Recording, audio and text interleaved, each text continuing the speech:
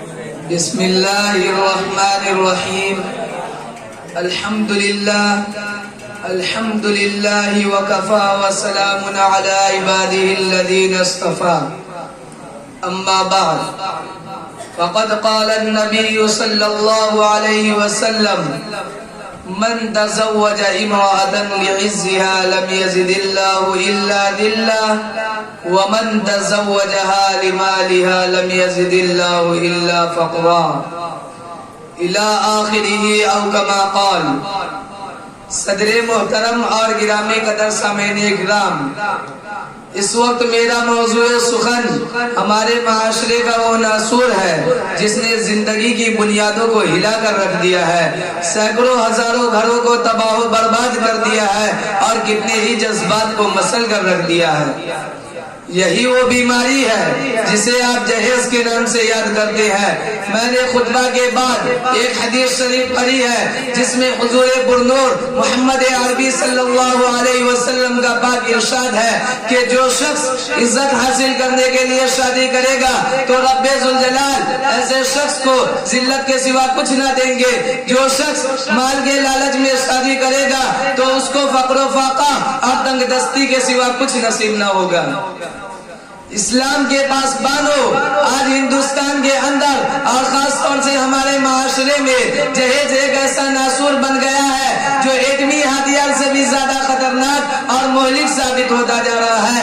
اس منحوس جہیز کی بنیاد پر ہندوستانی معاشرے میں روزمرہ اخبارات کے رونق زار بن کر یہ سرخیاں چھپتی ہے کہ فلاں شوہر نے اپنے سسرال والوں سے اسکوٹر نہ ملنے پر اپنی نئی نویلی دلہن کو جلا دیا. فلاں شخص نے مزید جہیز کا مطالبہ پورا نہ کرنے پر بیوی کو موت کے گھاٹ اتار دیا.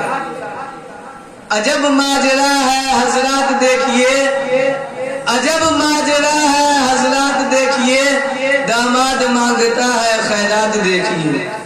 پیارے دوستو، اخبارات کی یہ سرخیاں ابھی غیر قوموہی کے بارے میں نظر آ رہی تھی، مگر افسوس صد افسوس رفتہ رفتہ ہمارے اسلامی معاشرے کے اندر بھی یہ وبا پھیل چکی ہے کہ آج اخبارات کے اندر جہیز کے لیے بھیڑ چلنے والی کہیں فاطمہ، کہیں رضیہ، کہیں شبنم و فرزانہ اسلامی شریعت کے نام لیواؤں سے یہ کہہ رہی ہے کہ کاش ہماری اسلامی شریعت کتابوں اور وعظوں کے بجائے عمل میں آ جاتی. پیارے دوستوں اور اسلام کے نوجوانوں، عورت رب ذوالجلال کی جانب سے عطا کردہ وہ حسین تحفہ ہے جس نے انسانی زندگی کو رہنمائی بخشی. اسی عورت کے دم سے نظاروں میں خوبصورتی پیدا ہوئی. اسی معصوم کلی نے حضرت آدم علیہ السلام کی زندگی سے خوف و وحشت کو دور کیا. مگر ان تمام باتوں کے باوجود ظلم و ستم کے تاریخ شاہد ہے کہ اس دار فانی میں جتنے مظالم برپا ہوئے ہیں ان میں زیادہ تر صنف نازک ہی پر کیے گئے ہیں. اس بیرحم سماج نے عورت کو جس نظر سے دیکھا وہ نہایت ہی قابل مذمت ہے. تاریخ عالم ان دردناک واقعات سے بھری پڑی ہے. کبھی حضرت مریم علیہ السلام کو دنیا والوں نے متہم کر کر جنگلوں کے خاک چھاننے پر مجبور کیا، تو کبھی نمرود نے اپنی بیٹی کو ایمان لانے کی پاداش میں آگ میں ڈالا، تو کبھی عرب کے جاہل معاشرے نے لڑکیوں کی پیدائش کو اس قدر منحوس تصور کیا کہ ان کو زندہ ہوتے ہی درغور کر دیا جاتا تھا. محترم حضرات، آج بھی ان معصوم دو سیزاؤں پر ظلم و ستم کے پہاڑ توڑے جا رہے ہیں. جبر و تشدد کی خاردار جاریہ ان کے راہ میں حائل ہے. آج بھی ان عورتوں کے ارمانوں کا خون کیا جا رہا ہے. غریب گھرانے کی بچیوں پر خدا کی زمین اپنی وسعت اور کشادگی کے باوجود تنگ ہو رہی ہے.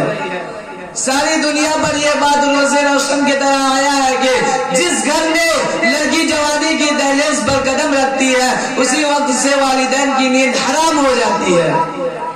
زندگی کا ہر لمحہ سانپ بن کر ڈسنے لگتا ہے. ایک طرف لڑکی کی اٹھتی ہوئی جوانی ہوتی ہے تو دوسری طرف جنسی بیڑیوں کی اٹھتی ہوئی نگاہیں، تو دوسری طرف پڑوسیوں کی جیب میں گولیاں ہوتی ہے.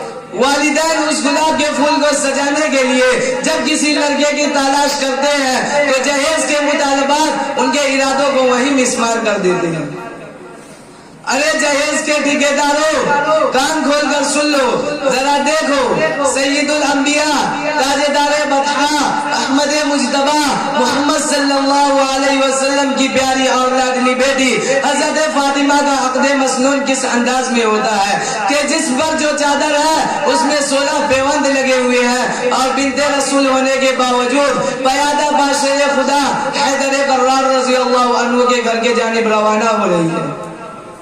اور آج ہم یہ کہتے ہیں کہ ہمارا بیٹا ڈاکٹر ہے، ہمارا بیٹا انجینئر ہے، ہمارا بیٹا پائلٹ ہے، ہمارا بیٹا گریجویٹ ہے، ہمارا بیٹا ٹیلی فون آپریٹر ہے، ہمارا بیٹا سعودی عرب میں رہتا ہے، اسی لیے جہیز میں جہاز چاہیے۔